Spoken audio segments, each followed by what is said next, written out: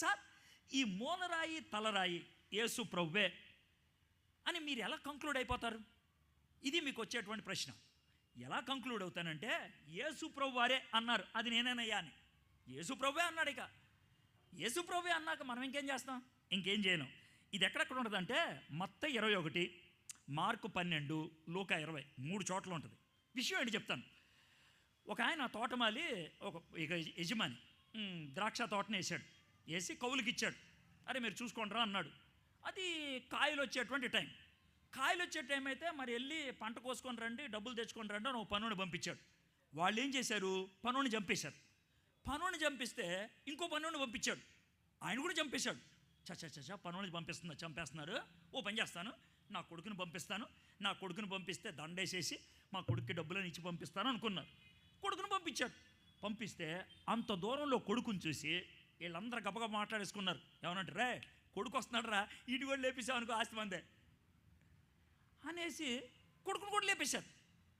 యేసు ప్రభువారు ఈ కథ గురించి చెప్పి ఇప్పుడు నువ్వేం చేస్తావు అని అంటే అప్పుడు మత నాయకులు అన్నారు, కోపమే కదా, వాళ్ళని తీసి పడేసి కొత్త కౌలుకి ఇస్తారు అని చెప్పారు.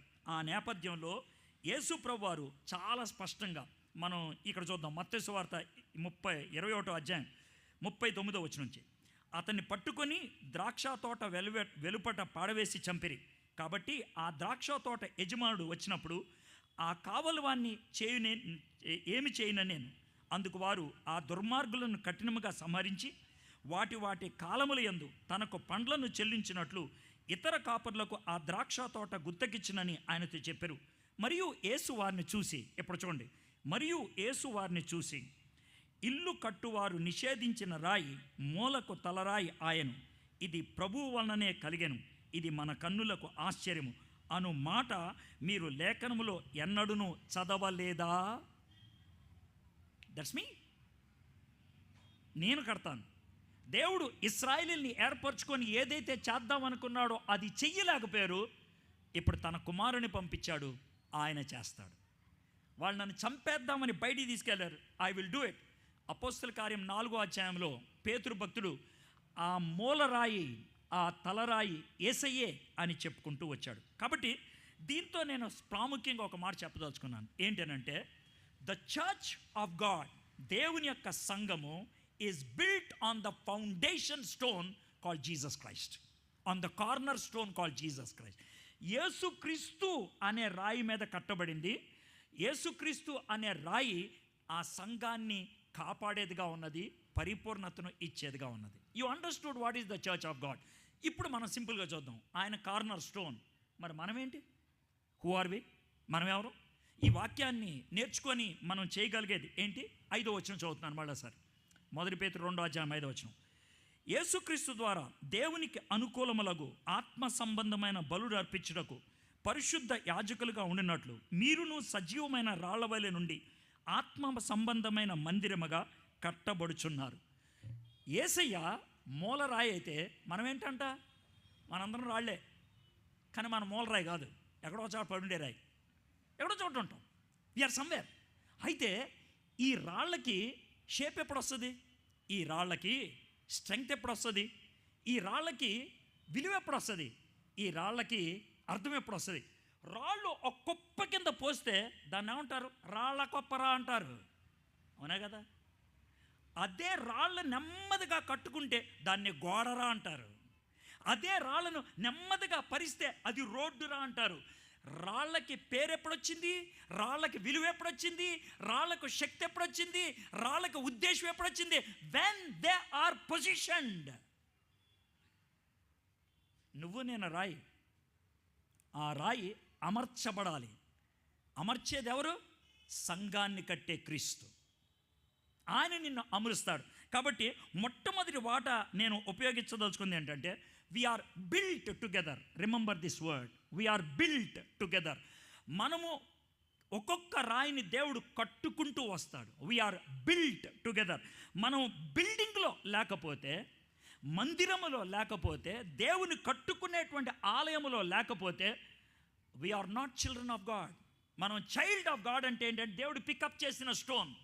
దేవుడు ఏ స్టోన్ అయినా పికప్ చేస్తే దాన్ని తీసుకొచ్చి గోడలో పెడతాడు. You and I, we are part of the church. It's the universal church, invisible church.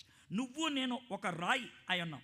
ఎఫెసీయులకు రాసిన పత్రిక 2వ అధ్యాయం 19వ వచనం నుంచి, కాబట్టి మీరు ఇక మీదట పరజనులను పరదేశులనై ఉండక పరిశుద్ధులతో ఏక పట్టణస్థులను దేవుని ఇంటి వారినై ఉన్నారు. దేవుని ఇంటి, మీరు ఇల్లు కట్టుకుంటారు, ఏమని చెప్తారు?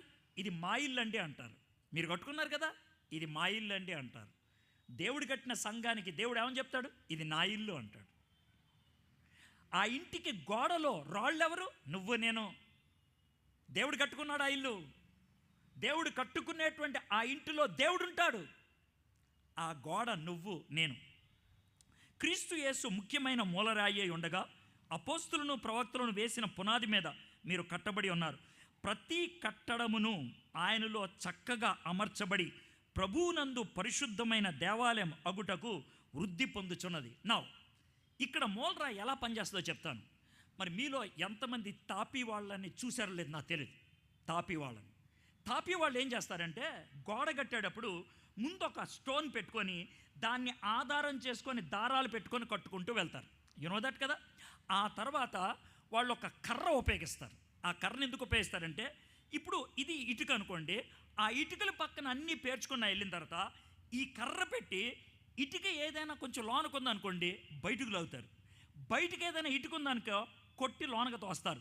ఎందుకనంటే ఈ corner stone will set the measure for all the stones. మీకు అర్థమైంది కదండి. ఒక్క స్టోన్ బయటకు వచ్చింది అనుకోండి బాగోదు, ఒక్క స్టోన్ లోనకి వెళ్ళింది అనుకోండి బాగోదు. దేవుడు ఏం చేస్తాడు తెలుసా? ఆయన కట్టుకునేటువంటి ఆలయంలో మనల్ని పెట్టినప్పుడు కొంతమందిని బయటికి లాగుతారు, కొంతమంది లోనకు తోస్తారు. మనలో కొంతమందికి రాము పాము, అందుకే మందిరం అందంగా కనబడదు. ఆ బిల్డింగ్కి స్ట్రెంగ్త్ ఎప్పుడు వస్తుంది అంటే ఆ కర్ర ప్రకారం కట్టుకుంటూ వెళ్తే. Jesus Christ is our measure, Jesus Christ is our model, Jesus Christ is our canon. ఆయన పెట్టుకోవాలి. ఆయన చూడండి, ఆయన ప్రకారం మనం ఉండాలి అని అంటున్నాడు. We are built together. ఆ విధంగా బిల్డింగ్ టుగెదర్ అని అన్నప్పుడు గుర్తుపెట్టుకోండి, నేను ఒక రాయి, అయ్యగారు ఒక రాయి, అయ్యగారు ఒక రాయి, అయ్యగారు ఒక రాయి, మేము నలుగురు 4 రాళ్ళు. 4 రాళ్ళు ఎందుకు పనికి వస్తాయి? పనికిరావు. ఈ 4 రాళ్ళు ఒకదాని మీద ఒకటి పెడితే గట్టిగా అయిపోద్ది. మన సంఘం ఎందుకు చిన్నాభిన్నం అవుతుందో తెలుసా? కలవట్లేదు మనం. We are not built together. We are not built together. నేను మొదట 6 పాయింట్లు చెప్పానే, అది ఇండివిజువల్గా జరగాలి. ఇండివిజువల్గా పుట్టాలి, ఇండివిజువల్గా పెరగాలి, ఇండివిజువల్గా డిజైర్ ఉండాలి, ఇండివిజువల్గా డైట్ ఉండాలి, ఇండివిజువల్గా ఎక్స్పీరియన్స్ ఉండాలి, ఇండివిజువల్గా ఎలిమినేట్ చేసుకుంటాలి. అవి ఇండివిజువల్. కానీ సంఘంలోకి వచ్చిన తర్వాత ఇట్స్ గ్రూప్.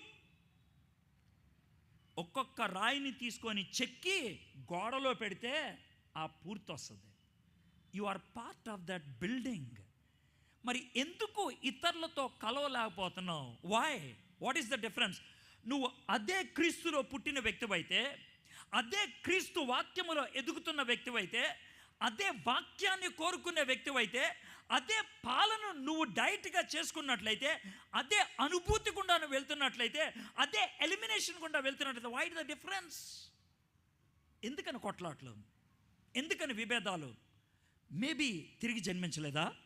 మేబీ ఆకలి చచ్చిపోయిందా? మేబీ వాక్యము నీలో లేదా? Then the church is divided. కానీ దేవుని సంఘం అలా ఉండకూడదు. They are built together. 9వ వచనం చదువుతున్నాం. 1 పేతురు 2వ అధ్యాయం 9వ వచనం. అయితే మీరు చీకట్లో నుండి ఆశ్చర్యకరమైన తన వెలుగులోనికి మిమ్మల్ని పిలిచిన వాని గుణాతిశయములను ప్రచురం చేయు నిమిత్తము ఏర్పరచబడిన వంశమును, రాజులైన యాజక సమూహమును, పరిశుద్ధ జనమును, దేవుని సొత్తైన ప్రజలనై ఉన్నారు. మొదట వీఆర్ బిల్ట్ టుగెదర్, రెండోది we are bound together. Bound together. మనము ఒకరితో ఒకరు పెనవేసుకొని ఉండాలి. If you are not bound together we cannot be strong. Bound together అన్నదానికి మీకు ఒక ఎగ్జాంపుల్ చెప్పాలి.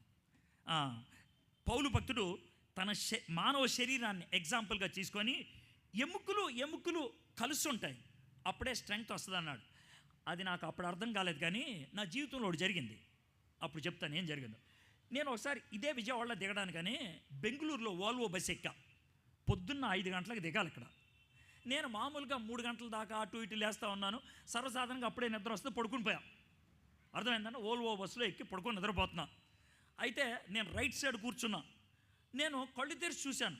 అప్పుడే సూర్యుడు వస్తూ ఉన్నాడు నెమ్మదిగా. కళ్ళు తెరిచి చూసా, గన్నవరం ఎయిర్పోర్ట్ కనబడుతుంది. అర్థమైందండి. అంటే అర్థం ఏంటి? విజయవాడ దాటి వెళ్ళిపోయాను. నేను వెంటనే విజయవాడ దాటి వెళ్ళిపోయాను, గన్నవరం వచ్చిందన్న. నా పక్కన ఎంత లావాడు ఉన్నాడు. అవునా సార్ అని ఆడుకోడు లేచాడు. నేను కొంచెం యంగ్ కదా, స్మార్ట్ కదా, గబగబా అని తోసుకొని డ్రైవర్ దగ్గరికి వెళ్ళి, డ్రైవర్ ఏందా విజయవాడలో దిగాలి మేము, నువ్వు ఏంటి ఎలా తీసుకొచ్చావంటే, వాడేం చేశాడు, 130 వెళ్తాను, వాడు కస్సని బ్రేక్ నొక్కాడు.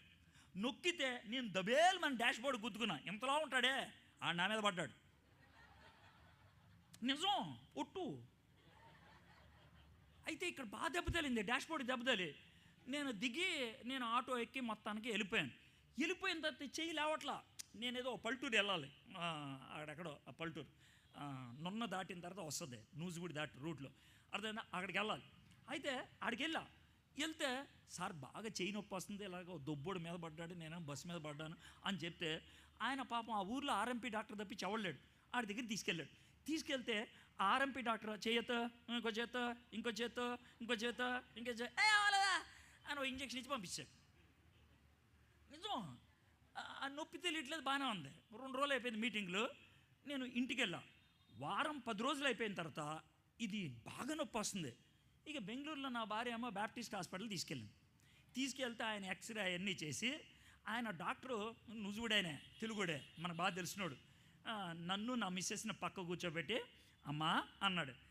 ఏంటి సార్ అని అంటే, అమ్మా అడవిలో పిల్లులు చెట్లు గిట్లు దూకుతాయమ్మా, ఇలాగే చెప్తున్నాను, నేను అబద్ధం ఆడలా. ఆ కుక్కలు పైనుంచి కింద దూకుతూ ఉంటాయమ్మా. నా భార్య అమ్మ ఎలాగ చూస్తూ ఉంది. అప్పుడప్పుడు వాటి ఎముకలు ఇరిగిపోతాయి, కానీ తెలియదు వాటికి. 2 రోజులు కుట్టితే తర్వాత మామూలుగా నడుచుకుంటూ వెళ్ళిపోతాయి. సార్ ఇదంతా ఎందుకు చెప్తున్నానంటే, మీ ఆయనకి ఇక్కడ ఎముక ఇరిగిపోయిందమ్మా, పైకి లేచింది, 10 రోజులు అయింది కదా, ఇంకెవడేం చేయలేడు. అర్థమైంది నీకు? సార్ అంటే ఏంటనంటే, ఈ ఎముక దీనికి ఇలా టచ్ అయి ఉంటుందమ్మా, పైకి లేచింది, ఇది ఇంకా అతుక్కోదు అంతే, ఇదేం చేయలేము మనం, అది పైగా ఇక్కడ అన్నది. మీరు ఎక్కడికి ఒకటి చూస్తే ఎముక పైకి వచ్చి ఉంటుంది ఇక్కడ కొంచెం. సార్ ఇప్పుడు ఏంటి సమస్య అంటే, ఏమీ లేదు, దీంతో బరువు ఎక్కువ పోయలేడు. ఇప్పుడు మీకు అర్థమైందా? ఈ ఎముక టచ్ అయితే ఇది బరువు మోసుండేది, ఇది టచ్ లేదు కదా, మొయ్యలేకపోతుంది. నీ జీవితంలో ఎందుకు మొయ్యలేకపోతుందో తెలుసా? పక్కన వాళ్ళ టచ్ లేదు నీకు, అది విషయం. ఒంటరిగా మనం చేయలేం. మనం ఏమన్నా తెలిసిన మా హీరో అంటే రండ్రా సింగిల్గా చూసుకుందాం అంటాను కాదు. కాదా, మనం కలిసి వెళ్ళాల్సిందే అని సింపుల్. మన భాషలో చెప్తున్నా, సింపుల్గా సింగిల్గా వెళ్ళే వాళ్ళం కాదు. బాలీవుడ్ కాదు, హాలీవుడ్ కాదు, ఇదే నిజం. కలిసి ఉంటేనే ఏమన్నా చేయగలుగుతాం. We are build together, we are bound together. ఇక మూడోది ఏమన్నాడంటే, దేవుడు ఎప్పుడైతే కలిసి ఉండాలని ఆశపడుతున్నాడో, ఎప్పుడైతే దేవుడు ఒక గుంపుగా ఉండి మనం పెనవేసుకొని ఉండాలనుకున్నావు, అలాంటప్పుడే he will bless us together. చాలా బ్లెస్సింగ్స్ సింగిల్కి ఇవ్వలేదు తెలుసా, చాలా బ్లెస్సింగ్స్ ప్రాముఖ్యమని కార్పొరేట్కి ఇచ్చాడు. ఎక్కడైనా 2-3 నా నామం పేరు చేరి ఉంటే వాళ్ళ మధ్యన ఉంటా. సింగిల్గా ఉంటా ఉండవా? 2-3 ఉంటే బాగుంటుందా? మరి సింగిల్గా ఉంటే ఏం బాగుంటుంది? కనీసం ఇద్దరంటే నువ్వు మీ ఆవిడే ఉండండి. అబ్బో నా ఆవిడ తప్పించి ప్రపంచంలో ఎవరితోనే ఉంటానంటే నేనేం చేయలేను నేను. ఉట్టు అర్థమైంది. కానీ దేవుడే ఉంటాడు తెలుసా, అక్కడే పని జరుగుద్ది. మీ ఇద్దరు కలిస్తే ఆమె జరుగుద్ది, ఇలా జరగదు. చర్చ్ ఎప్పుడు ఫామ్ అవుతుంది తెలుసా? If 2 believers come under the lordship of Jesus Christ, అప్పుడు జరుగుద్ది. మీ ఇద్దరు కలిస్తే, మీ ఇద్దరు కలిసి ప్రార్థన చేస్తే అప్పుడు బ్లెస్సింగ్ వస్తుంది. బ్లెస్సింగ్ ఎలా వస్తుంది? వద్దు అన్నదాన్ని ఆపేస్తా, ఈ అన్నదాన్ని ఇచ్చేస్తా. ఎంత బ్యూటిఫుల్గా చూడండి. Blessings are corporate many a times. చాలా సందర్భాల్లో ఆశీర్వాదాలు, దీవెనలు, మన ప్రార్థనకి జవాబు ఆ యొక్క మోకమ్మడిగా కలిసినప్పుడు అవుద్ది. We are build together, we are bound together, we are blessed together. That is the purpose of the church. With that intention God has establish church. దేవుడు సంఘాన్ని స్థాపించడానికి అది కారణం. ఇప్పుడు దాకా 2 పాయింట్స్ నేర్చుకున్నాం. ఒకటి ఇండివిజువల్గా చేసేది, ఇంకోటి కార్పొరేట్గా చేసేది. ఇండివిజువల్గా ఏం చేస్తాం? ఇండివిజువల్గా పుడతాం, ఇండివిజువల్గా పెరుగుతాం, ఇండివిజువల్గా కోరికలు ఉంటాయి, ఇండివిజువల్గా ఆహార పదార్థాలు ఉంటాయి, ఇండివిజువల్గా అనుభవాలు ఉంటాయి, ఇండివిజువల్ ఎలిమినేషన్ ఉంటాయి. 6 విషయాలు ఇండివిజువల్. కార్పొరేట్గా 3 ఉంటాయి.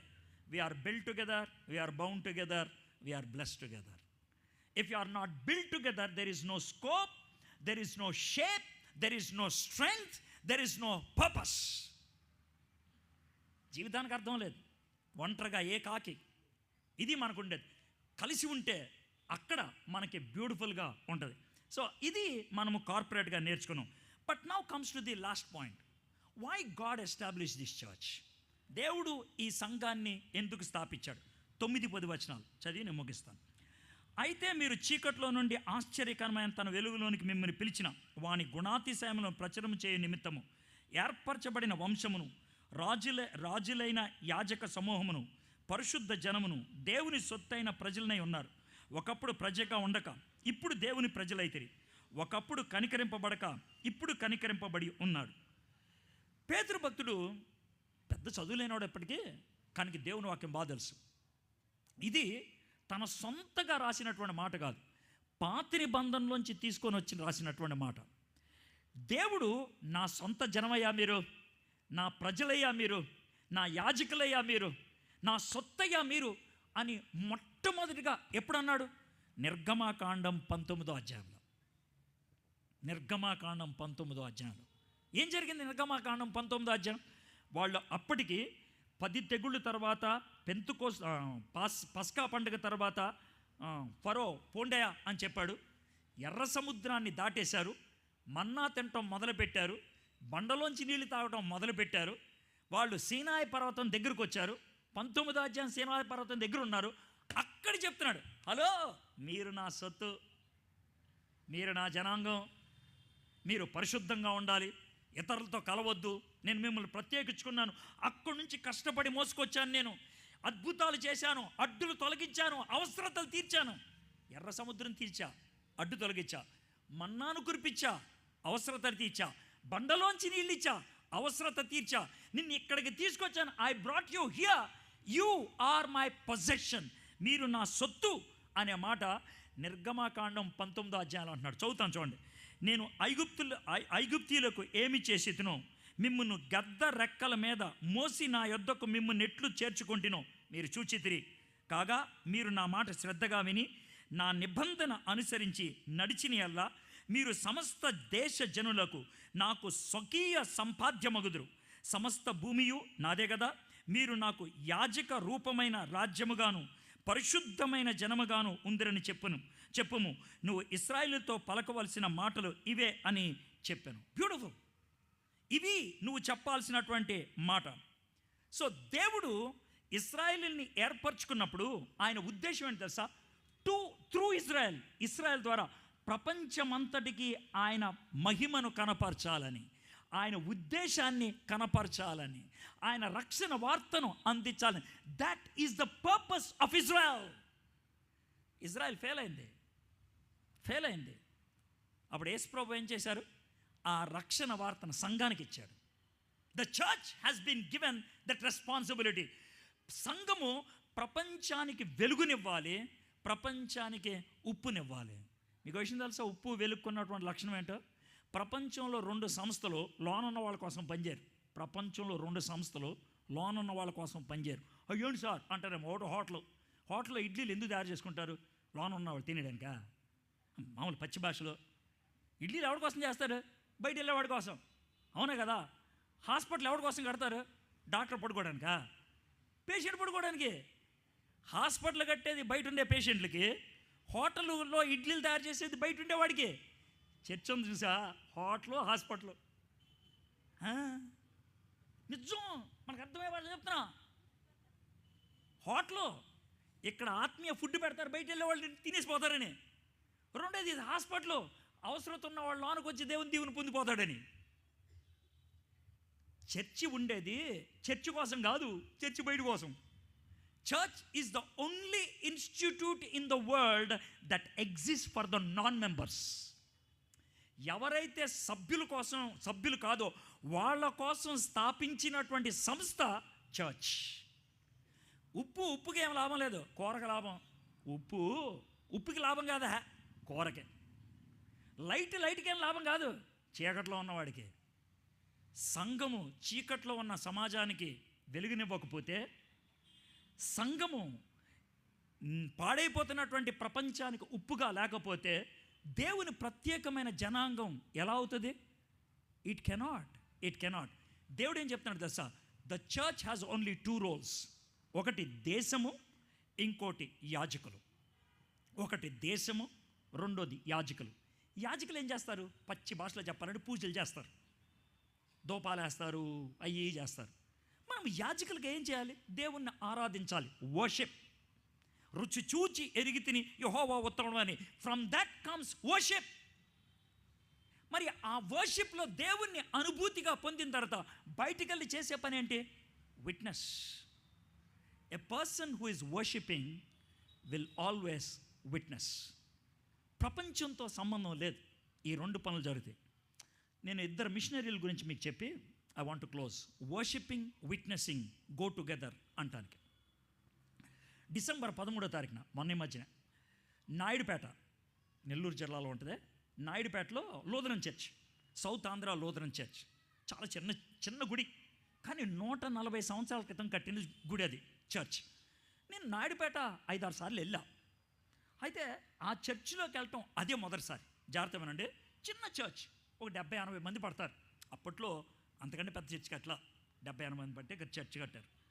ఆ చర్చ్లో నేను అంటే అంత పురాతనమైన చర్చ్లోకి వెళ్ళాను అని అనడానికి సర్వీస్ ఏం జరగట్లా, ఎవరు లేరు. ఊరినే పోడియం మీద ఇలా నుంచుంటే ఎవడో ఫోటో తీసాడు అంటే మనం ఇంట్లో పెట్టుకోవడానికి. అర్థమైందా? మొత్తం చెప్తున్నాను. సరే ఇలా నుంచున్నా ఫోటో తీస్తామన్నాడు. అయితే ఇక్కడ చూస్తే పోడియం ఎదురుగా సమాధి ఉంది, చర్చి మధ్యలో సమాధి ఉంది. అరే సమాధి ఉందిరా బాయ్ అని అనుకున్నా. అయితే నాకు బాగా తెలుసు ఈ ఏరియాలో ఎవరు మిషనరీగా పనిచేశారో నాకు తెలుసు. అగస్టస్ మిలినస్ అని ఆయన. చూస్తే ఆయన సమాధి. అప్పుడు అనుకున్నా, పాపం ఇంత గొప్ప పరిచయం చేశారని ఆయన సమాధి చర్చి మధ్యలోనే పెట్టుకున్నారు అని అనుకున్నా. సమాధి మీద, రాయి మీద ఆయన ఎక్కడెక్కడ చర్చిలు కట్టారో పేర్లు చూస్తే కొంచెం గుండె దడదడా కొట్టుకుంది. నాయుడుపేట, సూళ్ళూరుపేట, గూడూరు, వెంకటగిరి, శ్రీకాళహస్తి, రేణుగుంట, తిరుపతి, చిత్తూరు, పుత్తూరు, 10 చోట్ల చర్చి కట్టాడు ఆయన. ఒక్కడే చర్చి కట్టాడు. మరి ఒక్కడే 156 సంవత్సరాల క్రితం వచ్చి 10 చర్చిలు కట్టాడు ఈయన. పైగా అప్పుడు గుర్రం మీద తిరుగుతూ అని అనుకొని, ఈ చర్చ్ వెనకాలే గుమ్మ ఉందే, ఇలా గుమ్మ ఉంది అక్కడ కూడా. తలుపు తీసుకెళ్ళి లోన కూర్చున్నా. పాస్టర్ గారు కూర్చోవడానికి కట్టుకున్నారు. అక్కడ బర్మా టీకూడ్తో కట్టిన ఒక పెద్ద టేబుల్ ఉంది. టేబుల్ వెనకాల పెద్ద కుర్చీ పాస్టర్ గారు కూర్చోవడానికి. ఎదురుగా ఎవరన్నా కూర్చోవడానికి 2 చిన్న కుర్చీలు వేశారు. ఆ 2 చిన్న కుర్చీల్లో ఒక కుర్చీ మీద కూర్చున్నా. కూర్చుంటే అటు ఇటు చూస్తే 2 చిన్న సమాధులు ఉన్నాయి. చిన్న సమాధులు ఆఫీస్లో. మీకు అర్థమైందా? సమాధులు దొడ్డు కాదు ఇది. ఆఫీసులో ఇటో సమాధి మధ్యలో నేను కూర్చున్నా. నాకేం పెద్ద భయమే లేదులే, ఏ దెయ్యాలు వస్తాయని. కాకపోతే పాస్టర్ గారిని చూసి, పాస్టర్ గారు ఈ సమాధులా అని అడిగితే బాగోదేమో అని, సార్ ఏంటి సార్ అన్న, సమాధులు సార్ అన్నాడు. సార్ ఆఫీస్ రూమ్లో సమాధులు ఏంటి సార్ అని అంటే, ఆయన చెప్పిన మాటకి తలకాయ ఇలా పెట్టుకొని 5 నిమిషాలు ఏడ్చానండి నేను. ఒట్టు ఏం చెప్పాడు తెలుసా? మిషనరీ ఇక్కడికి వచ్చినప్పుడు వాళ్ళ పిల్లలు చచ్చిపోయారండి, వాళ్ళని ఎక్కడ పాతి పెట్టేసి ఇక్కడే ఉండి పరిచయం చేశారు సార్ ఆయన. మీకు అర్థమైందండి? అర్థమైందా? వాళ్ళ పిల్లలు చచ్చిపోతే ఇక్కడ ఉండకూడదని వెళ్ళిపోలే ఆయన. ఆ పిల్లల్ని ఆయన రోజు కూర్చొని దేవుని వాక్యం ధ్యానం చేసుకుని ఆఫీస్ రూమ్లో సమాధి చేసి వాళ్ళ మధ్యన కూర్చొని దేవుని వాక్యం చదివి ప్రపంచానికి వాక్యాన్ని బోధించాడు ఆయన.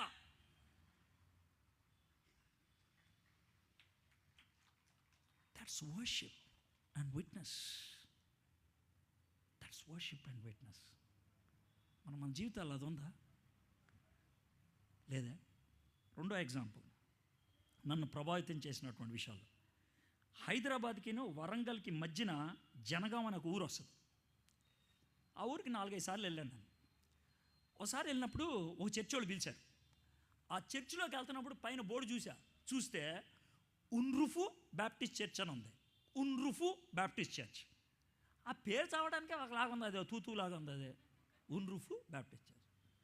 లోనకి వెళ్ళి పాస్టర్ గారు ఇది ఏంటి సార్ ఇది ఉన్రుఫు అని అంటే, సార్ ఇది ఉన్రుఫు పురా సార్ అన్నాడు. ఉరియా చర్చి పేరే మనకు అర్థం కావట్లేదంటే పురం కూడా అదేనా సార్, ఏంటి సార్ ఇదేనంటే, సార్ ఇక్కడికి వచ్చిన మిషనరీ సార్ అన్నాడు.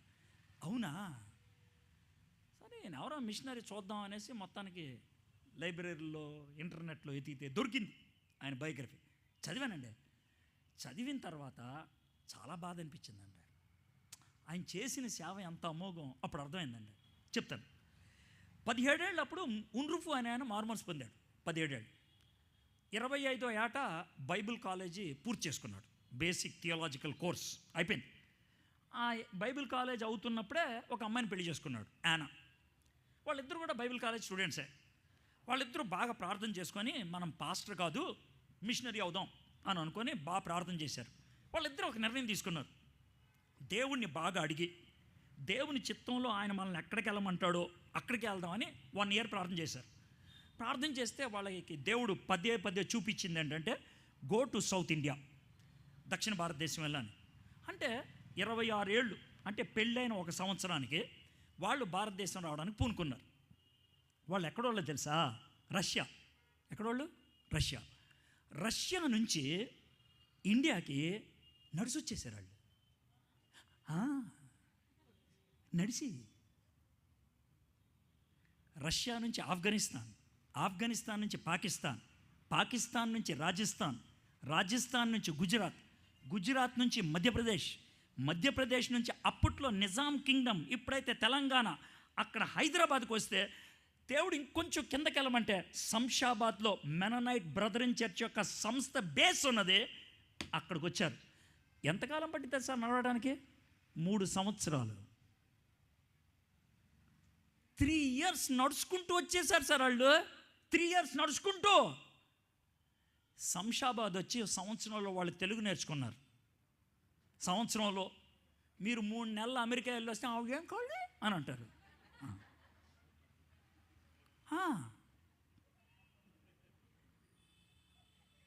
వాళ్ళు అలా కాదు, సంవత్సరంలో తెలుగు నేర్చేసుకున్నారు. నేర్చుకుని దేవుణ్ణి అడిగారు, ప్రభా దక్షిణ భారతదేశం వచ్చాం, ఎక్కడికి వెళ్ళాలని? భువనగిరి వెళ్ళమని చెప్పినట్లు అనిపించింది. వెళ్ళారు. చితక బాధేశారు వాళ్ళని. ఇక్కడ ఉంటే బాగోదనేసి పెద్దవాళ్ళని నిజాం దాకా వెళ్ళింది కబురు. మీరు జనగాం వెళ్ళండి అన్నారు. జనగాం వెళ్ళారు. జనగాం వెళ్ళిన తర్వాత ఉన్రుఫు ఆయన భార్య 13 ఏళ్ళు ఉన్నారు. 13 years, 13 ఏళ్ళు. ఈ 13 ఏళ్లలో వాళ్ళు ఏం చేశారు అని లెక్కల్లో చూస్తే 3100 మందికి బాప్తీసం ఇచ్చారు. 3100 పీపుల్కి వాళ్ళు బాప్తీసం ఇచ్చారు. ఇంకేం చేశారు తెలుసా? ఉన్రుఫు అప్పుడే కొట్టదు చాపట్ల, తర్వాత ఏం కొట్టుకోవాలి తెలియదు. ఊగా కొట్టేస్తే బాగదా, ఉన్నాడు చివరిదాకా. తర్వాత నెక్స్ట్ వాళ్ళు ఏం చేశారు తెలుసా? 57 ఎకరాల స్థలాన్ని సంపాదించి పెట్టాడు పరిచర్యకి. ఆ టైంలో నిజాం హైదరాబాద్ బేగంపేటలో పబ్లిక్ స్కూల్ కడుతున్నాడు. హైదరాబాద్ పబ్లిక్ స్కూల్ అప్పుడే కట్టాడు. హైదరాబాద్ పబ్లిక్ స్కూల్ ఎవరి కోసం కట్టాడు తెలుసా? నిజాం పిల్లలో, రాజకుటుంబంలో ఉన్న పిల్లలకే అని కట్టాడు. ఈ ఉన్రుఫు అనే ఆయన రాజకుమారులకు ఆయన స్కూల్ కడితే దేవుని కుమారులకు నేను స్కూల్ కట్టలేనా అని జనగాంలో same height, same shape, same distance, అదే పద్ధతిలో ఒక స్కూల్ కట్టాడు జనగాంలో. ఎవరి కోసం తెలుసా? దేవుని పిల్లల కోసం. ఆ స్కూల్ కడుతున్నప్పుడు వాళ్ళ పెద్ద కూతురు చచ్చిపోయింది. ఆ స్కూల్కి ప్రిస్టన్ ఇన్స్టిట్యూట్ అని పెట్టాడు. వాళ్ళ పెద్ద కూతురు పేరు పెట్టాడు. బాగుంది. ఇదంతా నేను చదివిన తర్వాత జాగ్రత్త. Now the main issue comes. చదివిన తర్వాత నెక్స్ట్ విజిట్లో వెళ్ళినప్పుడు కుర్రోళ్ళు ఉంటారు కదా, అరే ప్రిస్టన్ ఇన్స్టిట్యూట్కి వెళ్దాంరా అని అన్నా. అని అంటే వెళ్దామన్నా మనకి లోనికి పర్మిషన్ ఇస్తారో లేదా అన్న. మంద కదరా స్కూల్, మనకెవడ పర్మిషన్ ఇవ్వకుండా ఉంటాడు అంటే చెప్పండి సార్ రండి అన్న, ఎందుకు వచ్చింది మీరు పదాన చెప్పట్లేదు కుర్రోళ్ళు. సరే వెళ్ళా. ప్రిస్టన్ ఇన్స్టిట్యూట్ పెద్ద గేటు, గాతిక్ కన్స్ట్రక్షను, పెద్ద డోమ్ అంతా ఉంది. ఆ స్కూల్లోకి వెళ్తూ నాకు ఉన్రుఫు గారి గురించి తెలుసు అనే ఆనందంతో లోన అడుగుపెట్టి పెద్ద సెంటర్ రిసెప్షన్ ఉంటుంది. అక్కడ నేను చదివింది ఏంటంటే పెద్ద సిలువ పెట్టాడని. చూస్తే సిలువ లేదు అక్కడ. గణపతి బొమ్మ ఉంది. అర్థమైందా మీకు?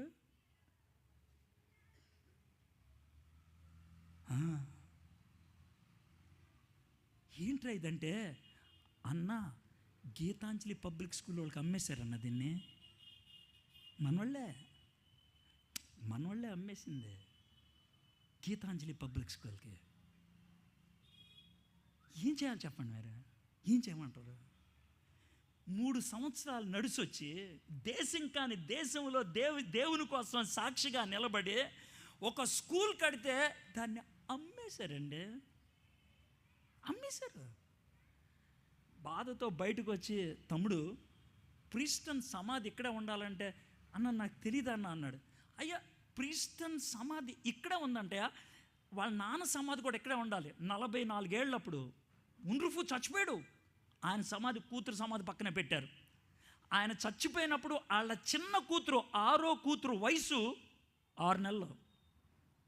ఆయన తన భార్య భర్త చచ్చిపోయిన తర్వాత కూడా 3 ఏళ్ళుండే 69 సంఘాలు ఆయన స్థాపించి స్థిరపరిచి అప్పుడు రష్యా వెళ్ళిపోయింది.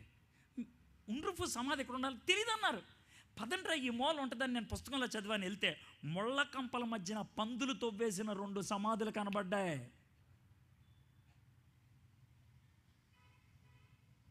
నాకు ఏడుపు వచ్చింది. ఏడుస్తుంటే ఆ కుర్రోళ్ళకి ఏం చేయాలో తెలియక అలా చూస్తూ ఉంటే ఒకటి పేకలా పట్టుకొని పళ్ళు బిగించి, రేయ్ వారం లోపల ఈ సమాధులు బాగు కాకపోతే ఎక్కడ పాతాడతారు మిమ్మల్ని అన్న. వారం రోజుల లోపల సమాధి బాగుపడతాయి. నెక్స్ట్ 3 డేస్లో వాళ్ళు వేరే బుల్డోజర్ లాంటిది జేపీ ఏదో అంటారు కదా, జేసీబీని తీసుకొచ్చి శుభ్రం చేసి దాని చుట్టూ గోడ కట్టారు. మై ఫ్రెండ్స్, వాళ్ళు సాక్షులుగా ఉండటానికి జీవితాన్ని అప్పగిస్తే మనం అమ్మేసుకుంటున్నాం. దేవుని సంఘము 2 పనులు చేయడానికి ఉంది. ఆయన్ని ఆరాధించడానికి, ఆయన సాక్షులుగా ఉండటానికి. ఆర్వి ఒకసారి ఆలోచించండి. We have a great legacy. Church of south India great legacy. 160 సంవత్సరాలు 170 సంవత్సరాల క్రితం మిషనరీలు వచ్చి కట్టారు ఈ ప్రాంతాన్ని. చర్చ్ మిషన్ సొసైటీ కానీ, లండన్ మిషన్ సొసైటీ వాళ్ళు కానీ అద్భుతమైన పరిచర్య చేసి పెద్ద పెద్ద మందిరాలు కట్టి పెట్టారు. మనకి 4-5 తరాల నుంచి క్రైస్తవులని చెప్పుకునే స్థాయికి వచ్చాం. But are we worshipping group? Are we witnessing group? If you are not, సంవత్సరం తర్వాత సంవత్సరం యానివర్సరీలు చేసుకుంటూనే వెళ్తాం, దేవునికి ఉపయోగపడే వాళ్ళం అవ్వం. గుర్తుపెట్టుకోండి, దేవుడు ఇశ్రాయేలుని ఏర్పరచుకున్నాడు, ఫెయిల్ అయితే తోసి పడేశాడు. సంఘములో నిన్ను పెట్టాలనుకుంటున్నాడు, నువ్వు అమరక పడితే తోసి అవతల పడేస్తాడు ఆయన. Before that happens, may you fit in to the church of Christ. క్రీస్తు కట్టే ఆ ఆలయంలో నువ్వు ఉండటానికి ఇష్టపడతావా? To be a worshipper, to be a witness. ఆయన్ని ఆరాధించే వ్యక్తి, ఆయనకి సాక్షిగా ఉండే వ్యక్తి.